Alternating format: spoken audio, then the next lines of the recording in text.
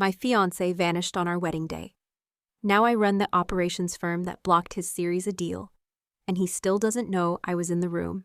I still remember the way the string quartet kept playing. They didn't stop, not when the whispers started, not when the wedding planner began pacing backstage, not even when my maid of honor grabbed my hand with a look that begged, "Don't panic yet." But I already knew. The moment the officiant cleared his throat and asked if anyone had seen the groom, I knew. Brandon wasn't coming. He wasn't running late. He wasn't stuck in traffic. He wasn't nervously fumbling with his bow tie in a dressing room somewhere. He was just gone. And I was standing there in a custom gown that cost more than my first car under a flower arch I didn't even like, surrounded by 300 guests and 1,000 silent judgments. Someone coughed. Someone else took a photo. My father muttered, "We should give him a few more minutes," but even his voice cracked halfway through the sentence. I wasn't crying. Not yet. I was frozen, like my entire nervous system had shut down just to protect me from the humiliation. I looked out at the crowd and saw my mother's tight smile fighting to hold the family name together. My bridesmaids all pretending to scroll their phones so they wouldn't have to meet my eyes. The caterers peeking from the hallway waiting for someone to yell, "Cut the cake?" But no one did, because there wasn't going to be a cake, or a kiss, or a husband. There was only me, 28, accomplished on paper, deeply in love with a man who had decided without warning that I wasn't worth showing up for. I should have seen the signs. Maybe I did. Maybe I was just too scared to admit what they meant. The way he joked about cold feet more than once. The way he said, "You planned everything so perfectly, I barely need to be there." The way he stopped saying "we" and started saying "you." I wanted so badly to be chosen. To be loved enough for someone to stand beside me and say, "I do." Instead, I became a headline. Tech mogul leaves bride at the altar. That was the version the internet told. The version that went viral. The version that stuck to my name like gum on the bottom of a shoe. But that day, that hour, that exact moment when I realized the man I trusted most had vanished without a word. It didn't feel like a headline. It felt like drowning in front of an audience. Like performing open-heart surgery on yourself, while everyone watched but no one helped. Like having every organ in your body collapse, while someone handed you champagne and said, "At least the weather's nice." I walked out before they could cancel the ceremony, before anyone could say, "We're so sorry," before the pity could settle in their eyes. I didn't take the flowers, didn't take the veil, didn't even take my purse. I grabbed the car keys from my cousin's hand and drove off in the maid of honor's Honda. Still in the dress, still in shock, still bleeding on the inside, but too numb to scream.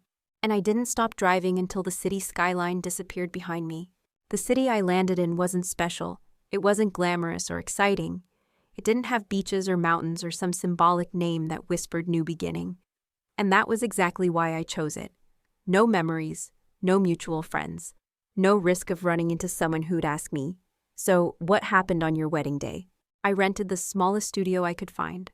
4 walls, a ceiling that leaked when it rained, a mattress on the floor, a chipped desk from a thrift store, and 1 suitcase of clothes that didn't fit the life I used to have. There was no closet for my wedding dress, so I left it behind. Let the hotel deal with it, or burn it. The elevator in my building broke every other week. The window didn't lock, and some nights I slept with the lights on because the shadows looked too much like regret. But it was mine to fall apart in, mine to disappear in, mine to be no one in. During the day, I worked temp jobs: receptionist, filing clerk, coffee runner. Anything that paid just enough to cover rent and a single grocery bag. I didn't need much, just enough to survive, just enough to not go home. At night, I applied for better work, entry-level roles at companies I used to laugh at. Marketing firms, retail, even assistant positions in offices where I used to pitch brand strategy as a consultant. But no one called back, because when they Googled me, they didn't see my resume. They saw the article. They saw her, the humiliated bride, the headline, the meme. One recruiter even said to my face, "We're just concerned about the drama that follows you." I almost laughed, like I was some walking PR nightmare for being publicly abandoned. So I stopped applying. Stopped trying to reclaim a life that clearly didn't want me anymore. I started hiding instead. Deleted social media. Changed my last name on every document. Cut my hair short like that would fix something deeper. For a while, I convinced myself I was okay with anonymity, that disappearing was freedom. But the truth, I was grieving. Not just Brandon, not just the wedding, I was grieving me, the woman I used to be. The one who believed in fairy tales and partnerships and lifelong promises. The one who planned a future with someone who couldn't even text goodbye. And yet, somewhere between the grief and the numbness, I found something strange. Something I hadn't felt in a long time. Silence. Not the silence of being ignored, not the silence of being ghosted, but the kind that gave me space to breathe without pretending. The kind that let me fall apart without an audience. And in that silence, I began to write. Nothing poetic, nothing publishable, just lists, numbers, business ideas I used to scribble in notebook margins back when I thought I'd be someone's wife and someone's CEO. I had no funding, no clients, no contacts, but I still had my brain, and I refused to let Brandon take that from me too. And then one day, between filing invoices and answering phones at yet another forgettable office, I met him. Daniel, he was polite, casual, kind in a way that didn't feel like pity. He asked for extra paper clips, and I made some sarcastic joke about corporate warfare. He laughed. But more than that, he looked at me like he actually saw me. Not the runaway bride, not the viral headline, just a woman, working, trying, breathing. He didn't know it then, but that was the first moment I started coming back to life. Daniel didn't ask questions I wasn't ready to answer. He never brought up my past, never pried. He didn't even know my real last name for the first 3 months we talked. To him, I was just Emily, the temp assistant, who double-checked every form and refilled the supply cabinet without being asked. And somehow, that was enough. We started talking more during lunch breaks. Nothing serious at first, just small talk, inside jokes, and ridiculous debates about whether cereal counted as soup. But one afternoon, after a brutal phone call with a client who screamed at me for something I didn't even do, I cracked a little. I didn't cry. I didn't rant. I just let out a long, low sigh, like something inside me had quietly snapped. He looked up from his salad and said, "You're not meant to be here forever, are you?" I didn't answer. But my silence must have said everything. So he pulled out a napkin, drew a triangle, scribbled a few numbers, and said, "If you ever want to build something of your own, start with this." It was basic business strategy concepts I already knew before everything fell apart. But coming from him in that moment, it felt brand new, like someone handing me a match when I thought all my fire was gone. That night, I didn't scroll job boards. I made a plan. I listed every skill I still had: copywriting, analytics, client management, operations. I outlined the services I could offer behind the scenes, setting up HR systems, writing pitch decks, cleaning up messy budgets for founders who didn't have time to care. I didn't have a brand, I didn't have a company, but I had a name in my head, one that wasn't tied to shame or failure. Backline ops, because I wasn't front-facing anymore. I wasn't the one on stage giving the speech or pitching the vision. I was the one in the background making sure nothing fell apart. Within 2 months, I landed my first client, a scrappy wellness startup, run by 2 exhausted siblings who didn't even know what onboarding meant. I charged them almost nothing, just enough to cover rent and groceries. But I rebuilt their entire back-end hiring pipeline, payroll system, org chart. When I finished, they referred me to 3 more startups. Word spread, quietly, steadily. No one knew who I was. No one asked about my wedding. They just knew I got things done. Daniel noticed. Of course he did. He started sending me small projects, spreadsheet cleanups, workflow audits. Then came the real offers. Client needs an interim COO. Just until they close Series A. You up for it? It scared me. I hadn't held a title since Brandon. I hadn't walked into a meeting as someone in so long. But I said yes, because here's the thing about disappearing. Eventually you realize you don't owe anyone the same version of yourself. You can become someone new. By the end of that year, I wasn't a temp anymore. I was running a 6-person team. I had contracts with 4 startups and retainer deals with 2 VCs. Daniel was still in the picture, but never in a way that felt heavy or demanding. He'd show up with coffee, ask sharp questions, push me gently when I started playing too small. And not once did he ever bring up Brandon. Not even when one night I told him everything: the wedding, the headlines, the silence that followed. He didn't flinch. He just said, "People remember headlines for a moment, but they remember results forever." I didn't know it then, but the man who once handed me a napkin and a triangle, he'd one day hand me a ring. But before that, Brandon came back. Not into my life, not into my heart, but into my inbox. And this time I was the one holding the pen. The subject line read, Series A Introduction, Brandon Cole, CEO, Verdant AI. I froze. Not because I missed him, not because I still cared, but because the name felt like a ghost reaching through my screen trying to pretend he hadn't disappeared. Verdant AI. It sounded exactly like the kind of company Brandon would start. Glossy website, trendy buzzwords, a mission statement that said everything and nothing. I clicked the deck anyway, out of curiosity, out of habit, maybe even out of petty. It was a mess, no real revenue, no product market fit, just branding hype and a pitch built on vibes. And yet there he was smiling in the founder bio like he hadn't left someone at the altar and burned a future to the ground. The email wasn't from him, it was from Daniel's team. He was one of the founders in line for Daniel's next investment round. I stared at the screen for a long time, my coffee going cold beside me. Did Brandon know I was the one vetting his paperwork, the one managing Daniel's back-end portfolio, the one sitting with the authority to recommend or kill his chance at a $3 million injection? Probably not. That's the thing about men like Brandon. They forget the people they step on. They assume we disappear permanently. And I did for a while. But now I was the woman who signed checks, the woman who held veto power. And I wasn't interested in revenge. I was interested in remembering who the hell I had become. Later that afternoon, I brought the deck to Daniel's office. You know who this guy is? I asked. He glanced at the name, then raised an eyebrow. That's your Brandon, I nodded once. Daniel leaned back in his chair and waited. He didn't tell me what to do. He didn't offer comfort. He just gave me space. And then with the calmest voice, he said, You don't have to prove anything, but if you want the final say, the table's yours.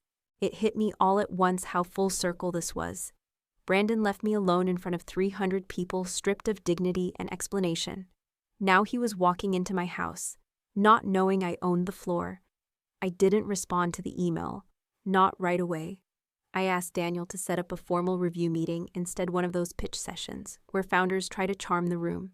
A week later, Brandon walked into our building, same swagger, same blazer, like nothing had ever happened. Like the past had expired. He didn't recognize me at first. My hair was shorter, my body language sharper. I didn't stand like someone waiting for permission anymore. He smiled across the table and said, Hi, I'm Brandon. Thanks for having me, I smiled back. Of course, we're looking forward to the presentation. He blinked. I saw it the moment it clicked. The brief flash of panic in his eyes. The ghost realizing the grave he'd dug for someone else was now under his own feet. But I didn't flinch. I took notes, asked questions, reviewed his projections with surgical precision. No anger, no outburst, just business. And when the meeting ended, he lingered. I didn't know you were here, he said, voice lower now. You look different. I closed my folder. I am. He hesitated like he wanted to apologize. Maybe he thought he could undo it all with one sentence. But I didn't give him the chance. Because I wasn't here for closure. I wasn't here for anything from him. I was here because this time he needed something from me. And I wasn't sure yet if I would give it. Brandon sent a follow-up email that night. Short, awkward, too careful. It was good to see you. I didn't know you were involved with this firm. I'd like the chance to talk off the record. I didn't respond. There was nothing left to say. He had already said everything the day he didn't show up. But now he was here, in a suit, polished, desperate, pitching dreams to the very people who took their cues from me. The next morning, Daniel walked into my office with a mug of black coffee and a raised eyebrow. So, what do we think of Brandon's deck? I didn't look up. Overinflated, vague metrics, no real structure behind the vision. Daniel nodded. And he's not getting our money, he smiled. Thought so, but I wasn't done. I pulled out a file I'd spent half the night building alternatives, red flags, overlapping tech from better founders who weren't toxic landmines in a tailored jacket. Daniel flipped through the pages and whistled low. You really did your homework. I had years of incentive, I replied. And that was true. Not because I wanted to destroy Brandon, but because I needed to never again feel powerless in a room where he stood. We invited him back for one more round of questions. Standard procedure. Except this time I wasn't just part of the back end. I was on the panel. Brandon walked in and saw my name on the placard. His jaw clenched. He tried to mask it, laugh, shrug, pretend it was fine. But I could see the storm behind his eyes. He was unraveling. He gave his pitch again, sweaty, rushed, skipping slides. When I asked a technical question, he stumbled. When I referenced a competing startup, he bluffed. And when I politely corrected him, he went quiet. That silence, it was everything. It was the reverse of my wedding day. Me calm, him breaking. Me asking the questions. Him trying not to choke. Afterward, he pulled me aside in the hallway. "I know I hurt you," he began. I was scared. I didn't know how to say it. I panicked. "Brandon," I said, voice even. "You left me standing in front of everyone I loved, wearing a dress I chose for you while the music played like a funeral." He looked down. I wasn't ready. "And you didn't think I deserved to know that before the altar?" He didn't answer. I stepped closer, not to intimidate, but to make sure he understood. "This isn't about revenge," I said. "It's about consequence. You walked away from something real. Now you're here asking for money you haven't earned. I built something." "No," I cut in. "You built an illusion, and now you're trying to sell it to people who actually work for what they have." He stood there speechless. And I realized, he wasn't a villain. He was just small. Smaller than the woman he left behind. Smaller than the empire she built after he ran. Later that day, I sent my final recommendation to Daniel's team: decline. Non-investable, lack of foundation, reputational risk. I didn't gloat, didn't toast to it, just moved on. Because this wasn't the climax. This was just the middle. And something better was waiting around the corner. Something that had nothing to do with Brandon. And everything to do with the man who had handed me coffee and confidence when I had nothing else. It would have been so easy to destroy him. A single email, a quiet word to other firms in the network, one phone call, and I could have burned what was left of his credibility to ash. But I didn't. Because for the first time in my life, I didn't need to win by making someone else lose. Brandon didn't deserve my mercy, but he also didn't deserve my energy. I had better things to build. More meaningful fires to tend to, and someone waiting beside me who actually saw me as a partner, not a placeholder for ambition or ego. Daniel never pushed. He never gloated about the way things played out. He simply said, "You handled that with more grace than most people would." And I answered honestly, I didn't do it for grace. I did it because he's not my story anymore. We were sitting in his apartment that night, sharing takeout on the floor like we used to in the early days. No fancy table, no labels, just comfort. He asked me between bites of pad thai, "Do you ever miss the version of life you thought you'd have?" I paused. The wedding, the house, the smiling holiday cards, the false sense of security that came from thinking love was a finish line you just had to cross once. And I said no. I miss being naive sometimes, but not the life. That life would have caged me. He nodded like he already knew. A few weeks later, he handed me a small black box. Not in public, not at dinner, not on a beach or under twinkling lights. Just us in my office late after a meeting when I was knee-deep in a budget report. "Open it," he said. Inside was a ring. Simple, elegant. No spectacle, just one promise. Not to rescue me, not to rewrite the past, but to walk beside me through whatever came next. "I don't need a yes right now," he said. "I just need you to know it's not about fixing you. You're not broken. I just want to build with you. I didn't cry. I didn't fall apart." I stood up, walked over, and kissed him like I already knew the answer. Because this time I wasn't being chosen. I was choosing. Choosing a man who never needed me to be anyone but exactly who I became. Choosing a life that wasn't about redemption, but evolution. Choosing to write the next chapter not as a comeback, but as a woman who never really left. The wedding we planned was small, private, beautiful in its own quiet way. No string quartet, no 5-tier cake, no grand spectacle, just vows that were honest. A dress I chose for me. And a man who showed up not for the audience but for me. And this time, I walked down the aisle with no fear, no doubts, no ghosts in my chest. because I had already buried them with a pen of choice and the kind of silence that thundered louder than any I do. The night before the wedding, I stood in front of the mirror not to practice vows, not to admire the dress, but to look myself in the eyes. Really look. No makeup, no jewelry, no armor, just the woman who had once been left behind, and chose to come back anyway. I didn't write a new set of promises for Daniel. I wrote one for myself. I vowed to never again shrink to fit into someone else's story. I whispered it aloud, over and over, until it stopped feeling like a performance and started feeling like truth. Because no matter how much I loved Daniel, no matter how kind and patient and present he'd been, I knew this version of me was born in fire, and I never wanted to forget what it cost to get here. The ceremony was quiet. No more than 30 guests. Some friends from the new city. A few clients turned companions. My therapist. Daniel's aunt who made the best lemon cake on earth. I didn't invite anyone from my past life. No one from the town where I'd grown up.